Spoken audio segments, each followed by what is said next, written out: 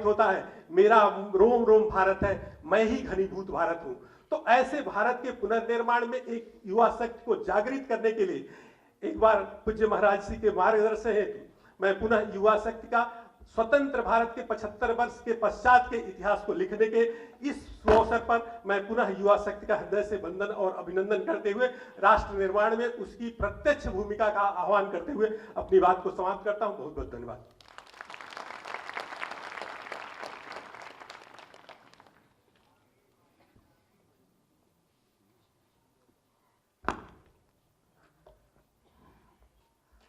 एकल गीत के पश्चात हमें अपने माननीय मुख्यमंत्री उत्तर प्रदेश योगी आदित्यनाथ महाराज जी का उद्बोधन और पाथेय प्राप्त होगा। इसके पूर्व मैं एकल गीत के लिए महानगर के कार्यकर्ता अभिषेक श्रीवास्तव जी को मंच पर आमंत्रित करती हूँ।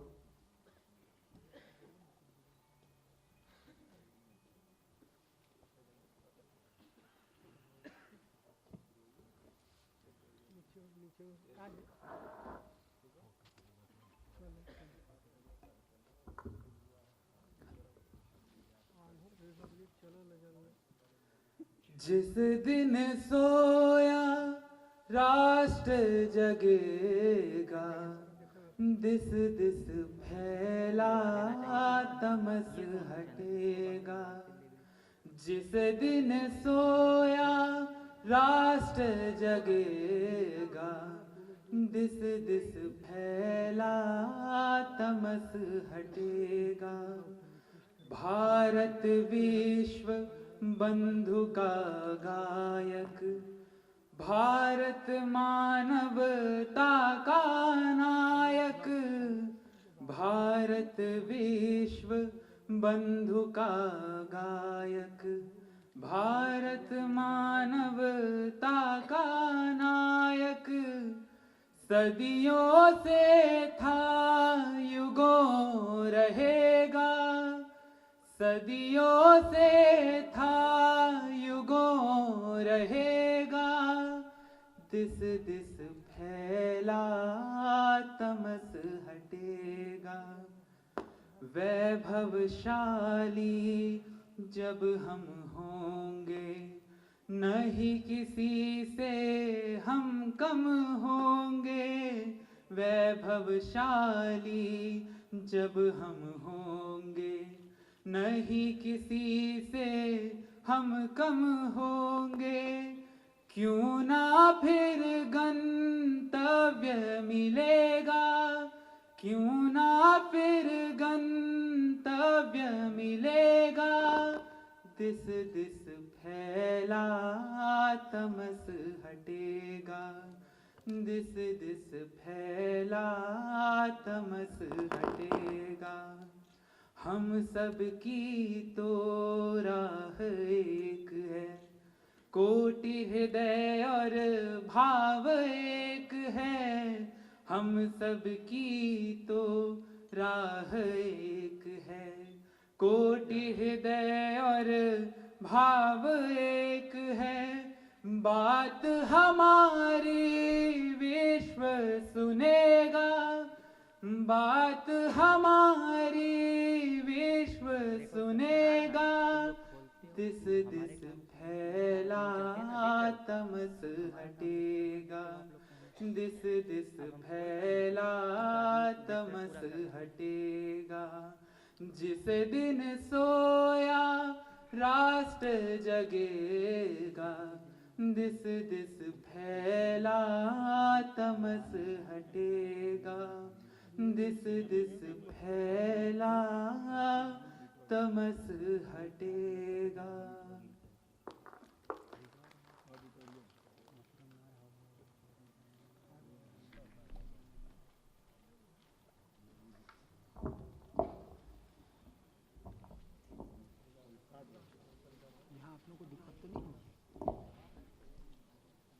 अखिल भारतीय विद्यार्थी परिषद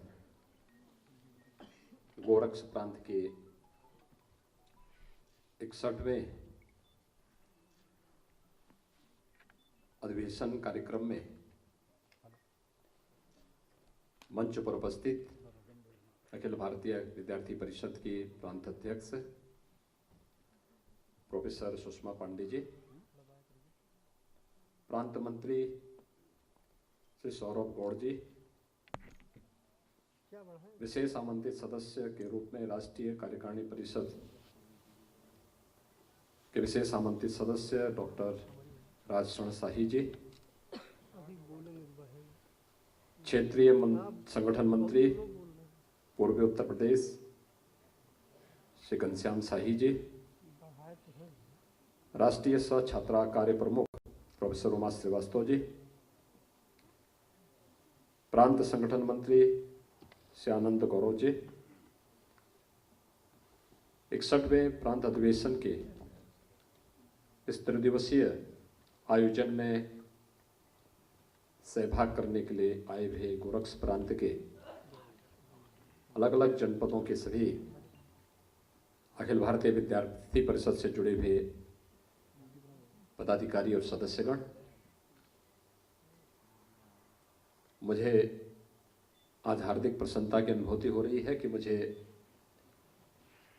आपके इस प्रांतीय अधिवेशन के समारोह कार्यक्रम में आपके साथ संवाद करने का एक अवसर प्राप्त हो रहा है। त्रिदिवसीय आपका गोरखपुर का यह प्रवास एक दूसरे को समझने, अखिल भारतीय विद्यार्थी परिषद और विचार परिवार के द्वारा सम विषम परिस्थितियों में जिस जीवन यात्रा को आगे बढ़ाया गया, इसके बारे में जानने, गोरखपुर के भौतिक विकास के कार्यों को आगे बढ़ते हुए देखने और जीवन के प्रत्येक क्षेत्र में एक युवा के रूप में आपकी अपने प्रति, अपने समाज के प्रति और अपने राष्ट्र के प्रति क्या जिम्मेदारी है, उन सब बातों को समझने और जानने का अवसर प्राप्त हुआ होगा। आज का दिन हम सब के लिए बहुत महत्वपूर्ण है। आज अखिल भारतीय विद्यार्थी परिषद का प्रांतीय अधिवेशन का यह समारोह है। आज ही के दिन 1927 में काकोरी कांड के महानायकों पंडित राम प्रसाद बिस्मिल, ठाकुर रोशन सिंह और अस्फाउल्लाह खां को फांसी की सजा हुई थी। पंडित राम प्रसाद बिस्मिल को गोरखपुर जेल में फांसी हुई थी। ठाकुर रोशन सिंह को नैनी इलाहाबाद में फांसी की सजा हुई थी। अस्फाउल्लाह खां को फैजाबाद जेल में फांसी की सजा हुई थी। राजेंद्र नाथ लाहिड़ी को काकोरी कांड में ही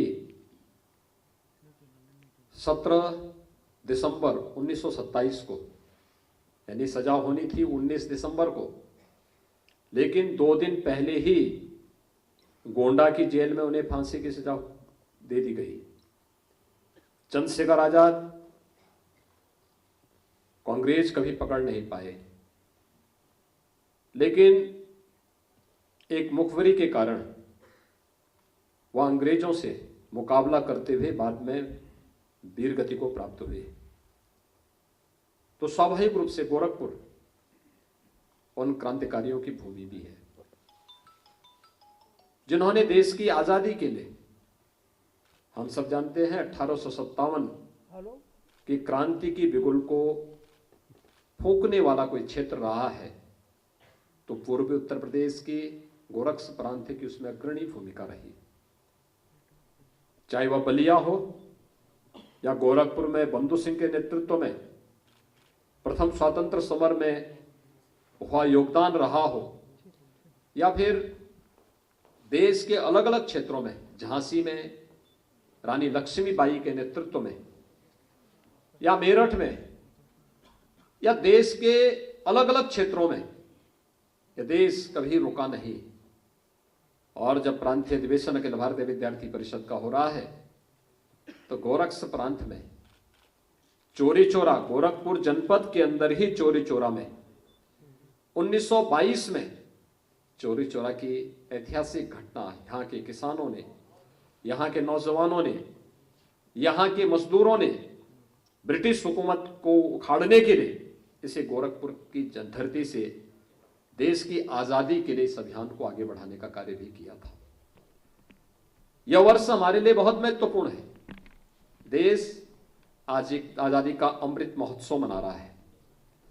अमृत महोत्सव का आयोजन 75 वर्षों की यात्रा को आत्मावलोकन करने का अवसर हम सबको प्राप्त हो रहा है।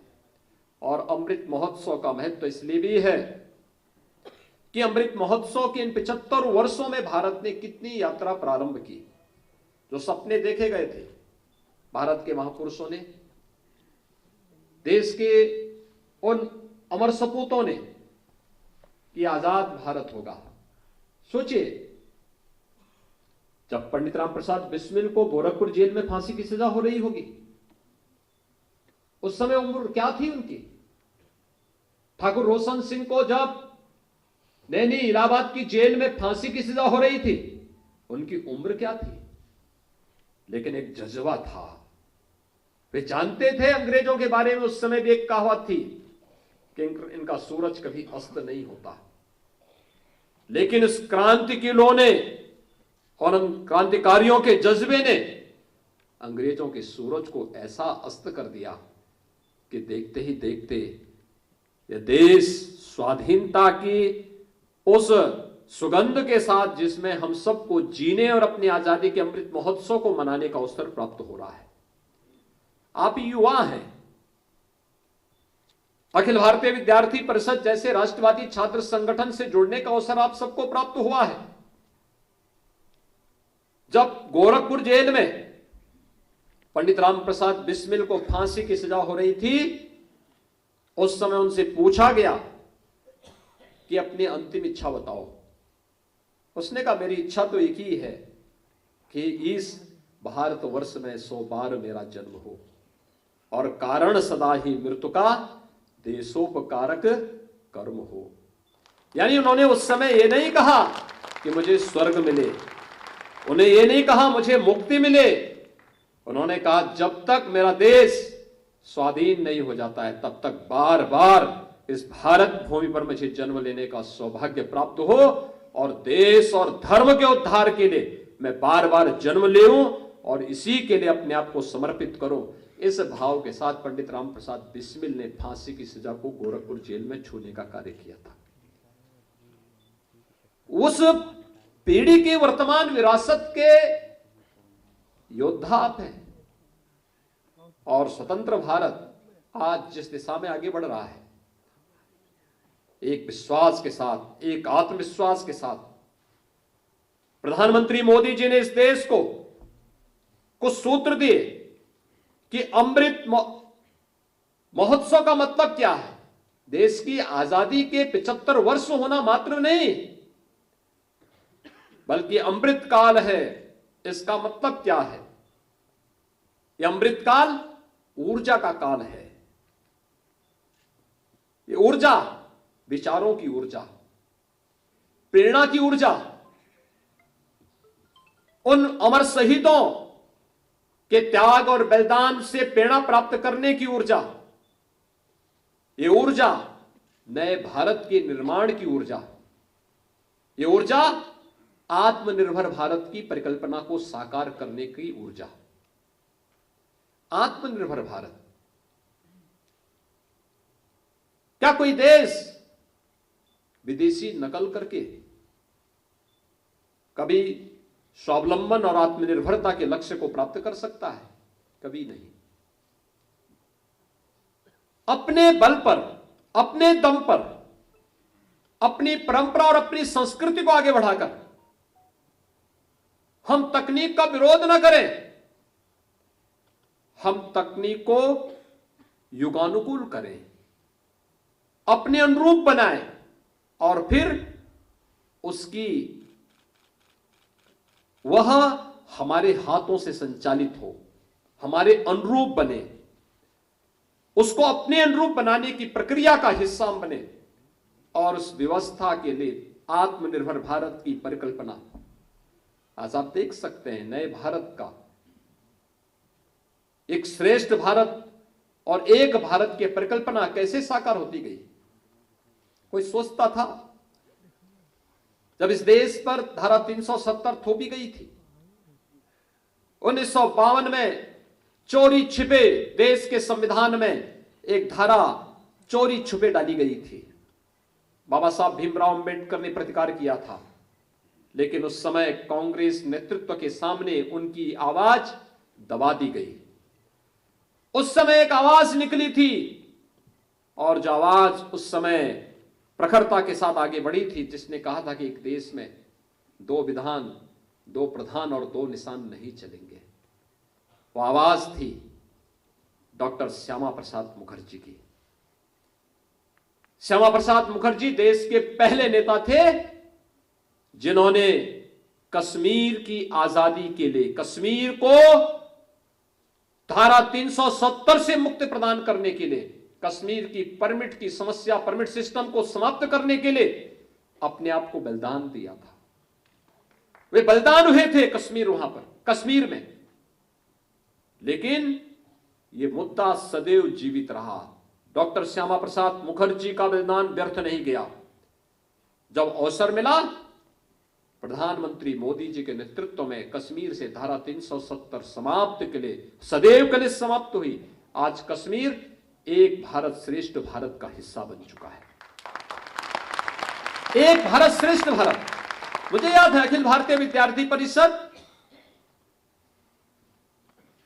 दशकों से पूर्वोत्तर के छात्रों को देश और इस क्षेत्र में लेकर के आता था, अलग अलग जनपद, अलग अलग प्रांत में लेकर के आता था। एक भाव होता था इन लोगों को भी जोड़ा जा सके। लोग मानते थे इससे क्या होगा। हम लोगों को लगता था नहीं, इसके पीछे तत्व है, इसके पीछे भाव है। जो काम सरकार को करना चाहिए था, एक गैर सरकारी छात्र संगठन अपने दम पर, अपने बल पर राष्ट्र के प्रति अपनी जिम्मेदारियों को समझ करके उस कार्य को कर रहा है, और अखिल भारतीय विद्यार्थी परिषद उस कार्य को करता है। मुझे याद है जब विद्यार्थी परिषद ये कार्य को करता था, हम लोगों को उन छात्रों से संवाद बनाने का अवसर प्राप्त होता था। कभी कभी हम लोगों से कहा जाता था ये कुछ विवादित मुद्दे हैं, इन पे नहीं चर्चा करनी। लेकिन आज आप देख सकते हैं पूर्वोत्तर के राज्यों में क्या भाव है। कोई सोचता था जो पूर्वोत्तर क्षेत्र अलगाववाद की चपेट में बुरी तरह घिरा हुआ था, उस असम में भारतीय जनता पार्टी की सरकार है, मणिपुर में भारतीय जनता पार्टी की सरकार है, मेघालय और नागालैंड में भारतीय जनता पार्टी समर्थित सरकार है, अरुणाचल प्रदेश में भारतीय जनता पार्टी की सरकार है। यानी वह भाव कहां मिला। और आज पूर्वोत्तर का भारत, जिसके बारे में कोई कहता था कि क्या यह भारत का हिस्सा रह पाएगा, आज वहां पर भारत के प्रति जो भाव है, सम्मान का भाव है।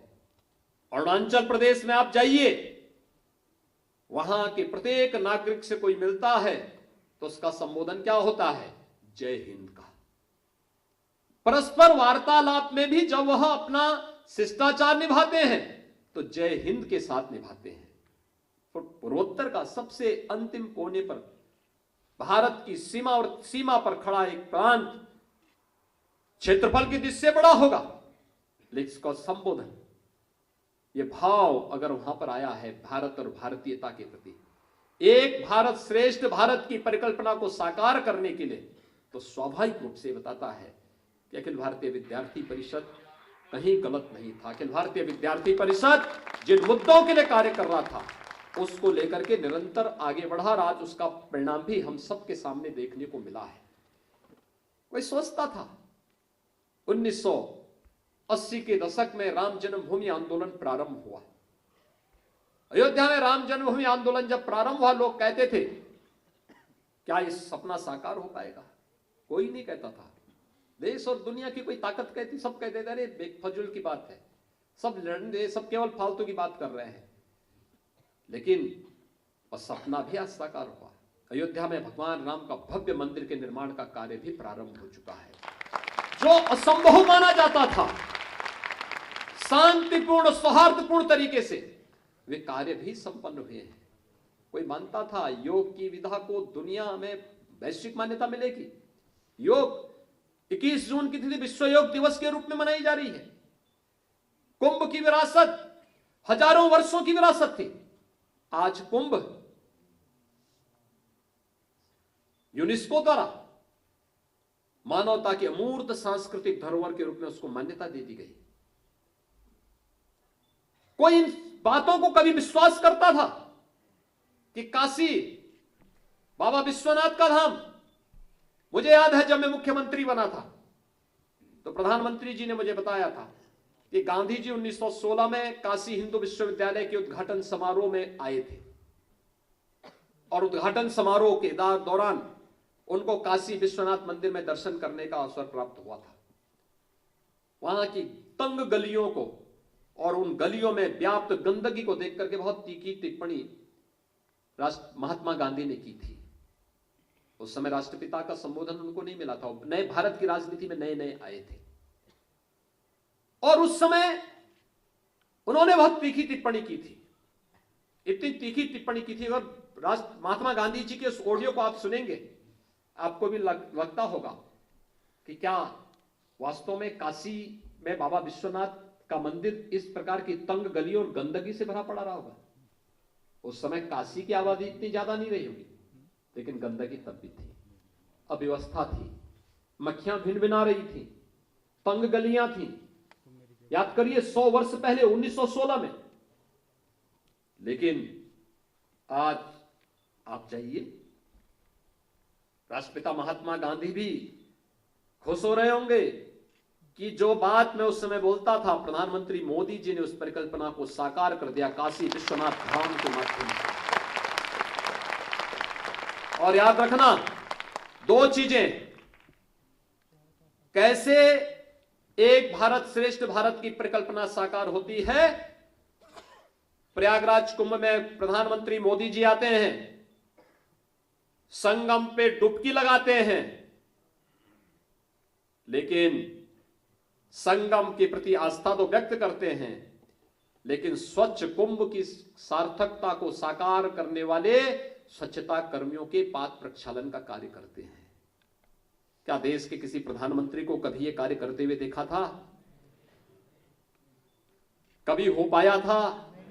गरीबों के लिए, गरीबों के नाम पर सत्ता हथियाने वाले, गरीबी हटाने के नाम पर सत्ता हथियाने वाले तमाम लोग आए होंगे, लेकिन एक सफाई कर्मियों के पांव साफ करने वाले, प्रक्षालन करने वाले प्रधानमंत्री के रूप में आस्था का भी सम्मान किया, लेकिन साथ साथ उस आस्था को आम जनमानस की आस्था के साथ जोड़े रखने में जिन्होंने अग्रणी भूमिका का निर्वहन किया था, उन स्वच्छता कर्मियों के पाद प्रक्षालन करके उन्होंने सब उस सेवा को सम्मान देने का काम वहां पर किया था। और काशी में आए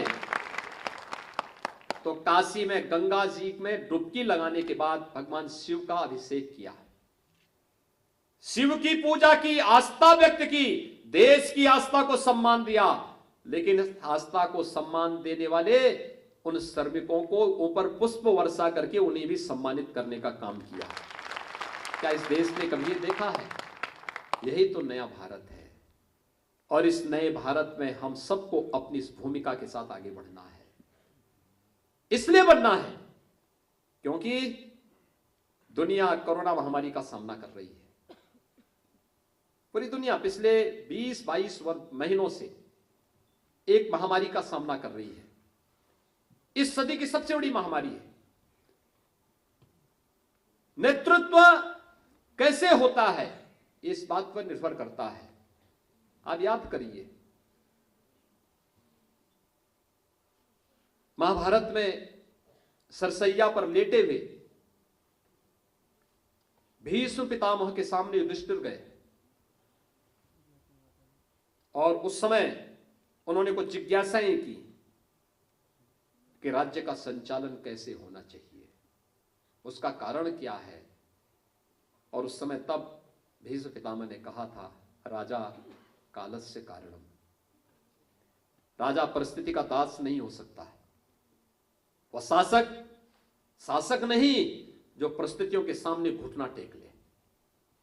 सच्चा शासक वह जो परिस्थितियों को अपने रूप मोड़ ले और देश के अंदर अविश्वास, अव्यवस्था असुरक्षा के वातावरण को विश्वास, सुरक्षा और आत्मनिर्भरता की ओर, स्वावलंबन की ओर बदलने का कार्य वर्तमान नेतृत्व ने किया है।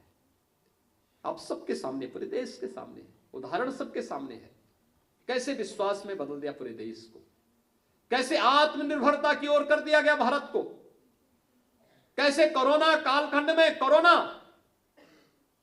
भारत की आबादी 135 करोड़, 135 करोड़ भारत, और भाइयों बहनों आप देख सकते हैं 135 करोड़ की आबादी भारत की, और अमेरिका की आबादी कितनी है? 33 करोड़। भारत की आबादी अमेरिका से 4 गुना बड़ी है। अमेरिका का जो हेल्थ इंफ्रास्ट्रक्चर है वह भारत से कई गुना अच्छा है, लेकिन कोरोना में मौतें भारत के अंदर कुल 4 लाख के आसपास हुई हैं और अमेरिका में 6.5 लाख से ज्यादा हुई हैं। भारत से 1.5 गुना से अधिक मौतें अमेरिका के अंदर हुई हैं। यद्यपि ये मौतों को गिनने या उससे तुलनात्मक अध्ययन करने नहीं,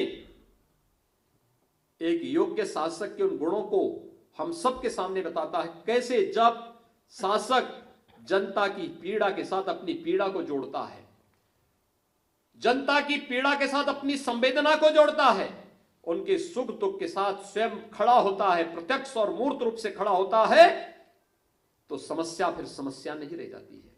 और भारत उस यशस्वी नेतृत्व में जब आगे बढ़ा तो कोरोना प्रबंधन भी उसी रूप में भारत के अंदर देखने को मिला।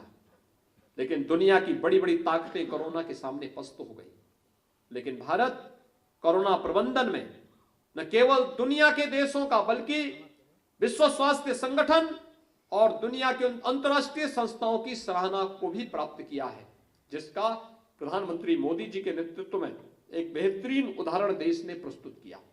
और आज वह कार्य हम भी कर सकते हैं अपने अपने क्षेत्र में। कोरोना कालखंड में इस देश ने अपनी एक नई राष्ट्रीय शिक्षा नीति लागू की है। ये राष्ट्रीय शिक्षा नीति जिसको लेकर के अखिल भारतीय विद्यार्थी परिषद बार बार चिल्लाता था, बार बार कहता था, शिक्षा नीति हमारी कैसी होनी चाहिए।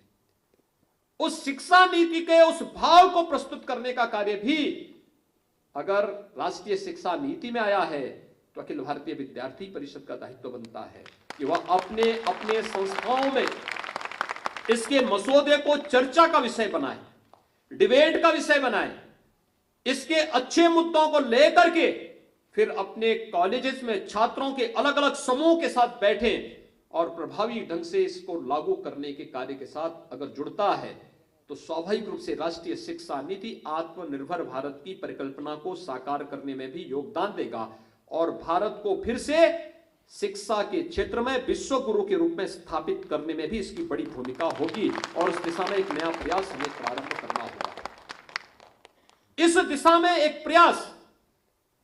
दूसरा, हम लोग एक राजनीतिक संगठन के रूप में कार्य करें, लेकिन सरकार के द्वारा अच्छे कार्य क्या किए गए हैं इसकी जानकारी होनी भी हमें आवश्यक है, क्योंकि युवाओं के लिए और छात्रों के लिए शासन के द्वारा जो घोषित योजनाएं हैं अगर उनकी जानकारी हमें नहीं होगी तो फिर हम उस जीवन संग्राम में पिछड़ जाएंगे।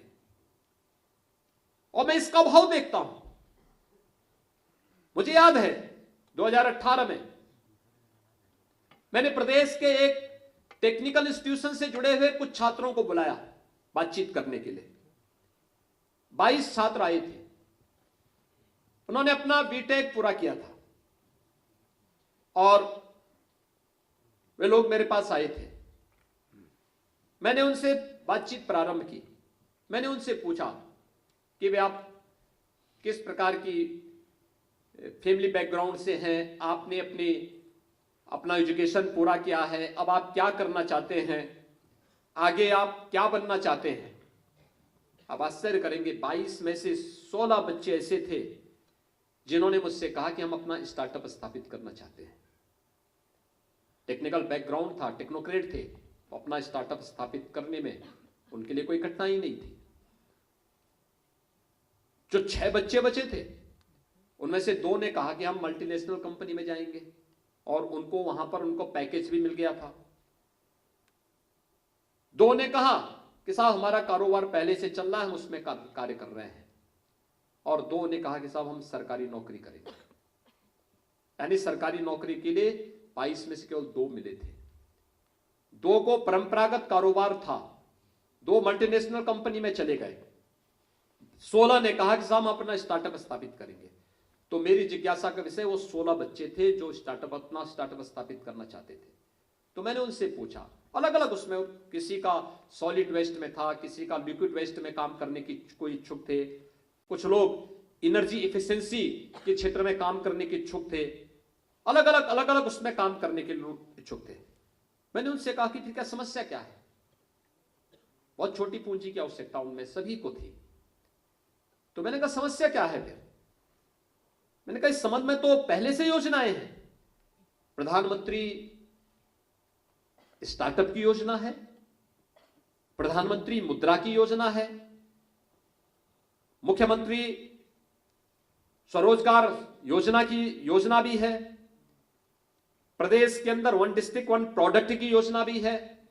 फिर आपको समस्या क्या है? इनमें से आप देखिए ना, अपने अनुकूल किसी योजना को लीजिए और उसके साथ जुड़िए। उन छात्रों के अंदर प्रतिभा थी, लेकिन शासन की योजनाओं की जानकारी उनको नहीं थी।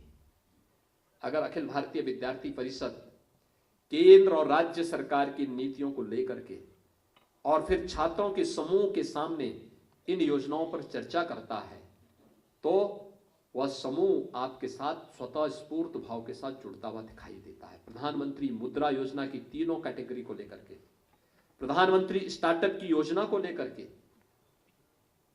उत्तर प्रदेश की 1 जनपद 1 जनपद 1 उत्पाद की योजना, 1 डिस्ट्रिक्ट 1 प्रोडक्ट की योजना, आज देश की सबसे आत्मनिर्भरता के लक्ष्य को प्राप्त करने के लिए सबसे लोकप्रिय योजना है। सबसे लोकप्रिय योजना है। उत्तर प्रदेश जैसे राज्य में को इसने एक्सपोर्ट के हब के रूप में स्थापित किया है, और कोरोना के बावजूद उत्तर प्रदेश से हम इस योजना के माध्यम से 1,21,000 करोड़ रुपए का प्रतिवर्ष जो यहां के प्रोडक्ट हैं उसको एक्सपोर्ट कर रहे हैं, दूसरी दुनिया के देशों में उसको एक्सपोर्ट कर रहे हैं। उत्तर प्रदेश के लिए कोई कल्पना करता था, लेकिन ये साकार हो रहा है। लोग कहते थे कैसे? हमने मैपिंग कराई, मैं गया था, दुनिया के तमाम देशों से चर्चा परिचर्चा होती थी, वहां के राजदूत आते थे, मुझे भी बीच में कुछ देशों में जाने का अवसर प्राप्त हुआ। तो दुनिया के एक देश में एक योजना चलती थी, उनके यहां प्रोविंस थे, प्रांत थे, छोटे छोटे प्रांत थे, इतनी बड़ी आबादी नहीं थी। तो उन्होंने एक योजना चलाई थी और मैंने उसी योजना को वहां से लिया, फिर मैंने यहां पे एक योजना बनाई। मैंने कहा क्या हम इसको जिले स्तर पर कर सकते हैं? एक मैपिंग कराई, एक सर्वे कराई, एक टीम को मैंने लगाया। टीम ने मेरे पास 1 महीने के बाद परिणाम दिया। उसने कहा साहब 57 जिले यूपी के ऐसे हैं 75 में से, जिन 57 जनपदों में उनकी यूनिक प्रोडक्ट है। जैसे उन्होंने कहा कि वाराणसी की साड़ी, भदोई की कालीन, मुरादाबाद का पीतल का आइटम, मेरठ की स्पोर्ट्स आइटम, खुर्जा की क्राकरी, कन्नौज का इत्र, फिरोजाबाद का ग्लास का आइटम, यानी 57 जिले ऐसे थे।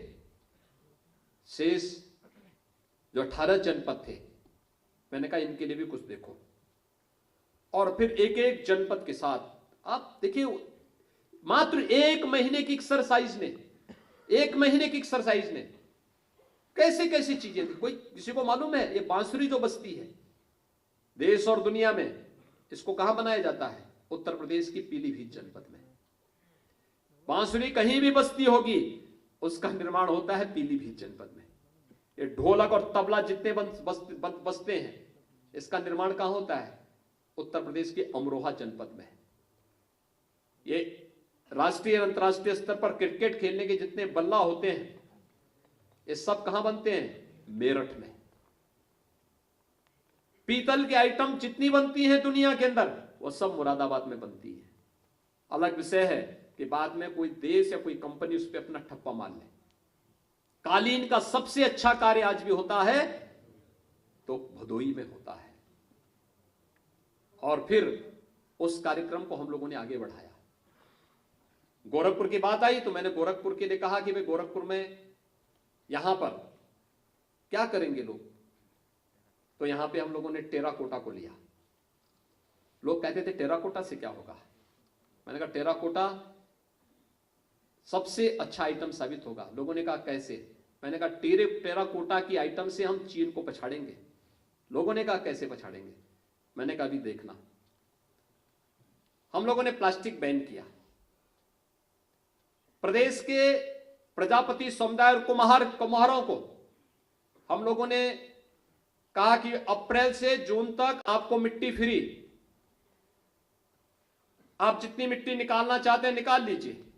हमें दो फायदे हुए, हमें फ्री में तालाब जल संरक्षण के लिए मिल गए, उनको फ्री में मिट्टी मिल गई, दोनों का काम हो गया। फिर हमने उनकी ट्रेनिंग का कार्यक्रम करवाया। मैंने कहा भी आपके पास मैनुअल चाक है, हम आपको इलेक्ट्रिक या सोलर चाक दे देंगे। शर्त एक कि पहले आप 60 से 75 बर्तन बनाते थे, अब 350 से 400 बर्तन बनाएंगे एक दिन में, मिट्टी फ्री। तो आपको लागत कम करनी पड़ेगी, और इस लागत को इतना कम करिए कि थर्माकोल और प्लास्टिक के कप और गिलास का स्थान ले ले। आज आप देखते होंगे मिट्टी के बर्तन आपको जगह जगह देखते हुए मिल जाएंगे।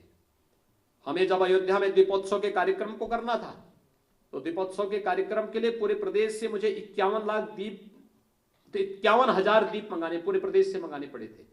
और इस वर्ष हमने दीपोत्सव का कार्यक्रम किया था, तो दीपोत्सव के कार्यक्रम में 12 लाख दीप जो बने थे वो अयोध्या में ही वहां के प्रजापति समुदाय के लोगों ने बनाए थे। गोरखपुर का टेराकोटा के कार्य वाले जो लोग थे, वन डिस्ट्रिक्ट वन प्रोडक्ट में, ये पिछले वर्ष लखनऊ में आयोजित एक एग्जीबिशन में आए थे, तो उन्होंने मिलने का समय मांगा मुझसे। मैंने बुलाया और मेरे लिए एक दीपक स्टैंड लेके आए थे। तो मैंने पूछा उनसे, मैंने कहा भी आप लोगों की कोई बिक्री हुई? उन्होंने कहा हाँ साहब बिक्री हुई है। कितने की बिक्री हुई है? तो उन्होंने कहा ये आइटम आप आपके लिए लेके आए हैं। मैंने कहा नहीं मुझे बताओ कितने की बिक्री? उन्होंने कहा 8 लाख की। मैंने कहा कितने दिन में? कहा कि साहब ये हमारी मात्र 3 दिन में 8 लाख की बिक्री हुई है, आप अनुमान कर सकते हैं। मैंने कहा 8 लाख इससे पहले कभी कमाए हैं? कहा नहीं, पहली बार कमाए हैं। तो मैंने कहा ये दीपक क्यों, ये इसको स्टैंड कितने, इसकी कीमत क्या है? उन्होंने कहा 25,000 रुपये। तो मैंने कहा मुझे क्यों फ्री में दे रहे हो फिर? यानी वो मुझे लेकर, मेरे लिए लेकर के आए। मैंने कहा भैया देखो जितना आपकी लागत आई है उतना पैसा लेंगे तो मैं रखूंगा, नहीं तो आप इसको फिर आपको मार्केट में बेचिए, इसको भी कोई लेके जाएगा, इसको भी आप देख सकते हैं। जिसकी कोई कीमत नहीं थी उसकी कीमत मिली, और उससे ज्यादा कीमत कब मिली? जब दीपावली के अवसर पर घर घर में पूजी जाने वाली लक्ष्मी और गणेश जी की प्रतिमा को जो चीन से आती थी, जब इन लोगों ने बनाना शुरू कर दिया, हमारे कारीगरों ने बनाना प्रारंभ कर दिया, घर घर में लक्ष्मी गणेश, भारत के ही कारीगरों का, उत्तर प्रदेश के ही कारीगरों की द्वारा बनाई जाने वाली वो प्रतिमा घर घर में पहुंच गई। आत्मनिर्भरता का यह लक्ष्य इस आधार पर प्राप्त किया जाता है। हमारी ही माटी हमारे घर में पूजी जाएगी, और उस परिकल्पना को साकार किया है एक जनपद एक उत्पाद की उत्तर प्रदेश शासन की योजना ने। हम लोग इन सभी योजनाओं के बारे में जानकारी लें और उनकी जानकारी के बारे में फिर लोगों को बताएं। देश के अंदर बहुत सारी चर्चाएं होती हैं, बालिकाओं पर होने वाले अत्याचार, भ्रूण हत्या के मामले और तमाम मामले। अगर हम विद्यार्थी परिषद से जुड़े हुए हैं तो हमें उत्तर प्रदेश की मुख्यमंत्री कन्या सुमंगला योजना की जानकारी होनी चाहिए। एक बालिका के जन्म लेने से लेकर के स्नातक तक की पढ़ाई के लिए उत्तर प्रदेश सरकार 15,000 रुपए का एक पैकेज उस बालिका को उपलब्ध कराती है, और शर्तों के साथ जोड़ करके, एक केवल खैरात नहीं है, शर्तों के साथ जोड़ करके बालिका का जन्म होगा, रजिस्ट्रेशन के साथ हम उस बालिका के खाते में पैसा उपलब्ध करवाते हैं। बालिका 1 वर्ष की होगी और सर्टिफिकेट आएगा पहले कि क्या सभी प्रकार के टीके उस बालिका को लगा दिए गए हैं। अगर लगाए गए हैं फिर पैसा उस बालिका के नाम पर खाते में चला जाता है। बालिका 5वीं क्लास 5 वर्ष की हुई और पहली क्लास में एडमिशन लिया तो रजिस्ट्रेशन के साथ ही उस बालिका के खाते में पैसा चला जाता है। बालिका 6ठी क्लास में गई, रजिस्ट्रेशन हुआ, उसके अकाउंट में पैसा। 9वीं क्लास में गई, उसके अकाउंट में पैसा।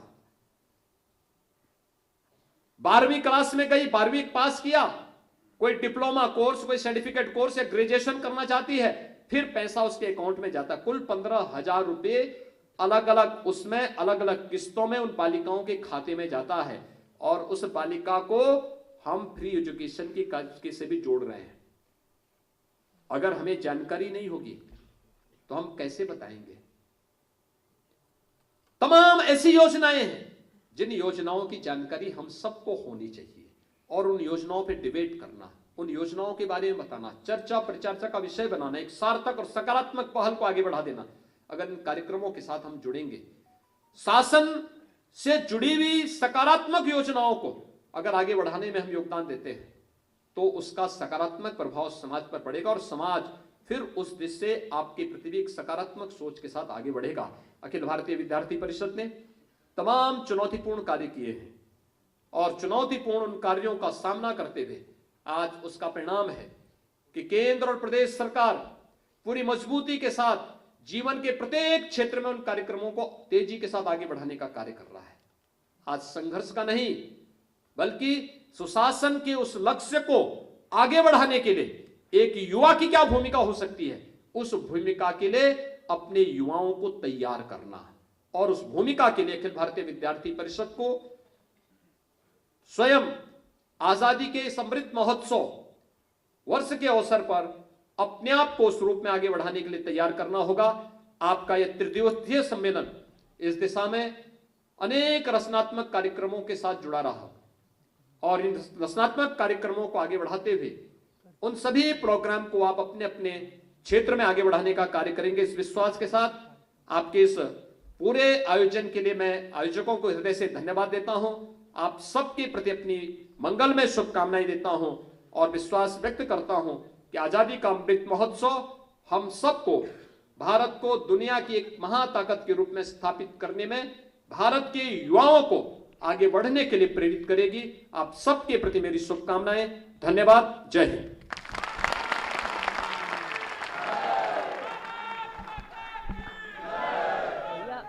पीछे आ जाओ जरा।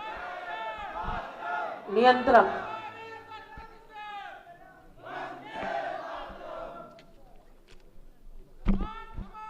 पीछे आ जाओ यार।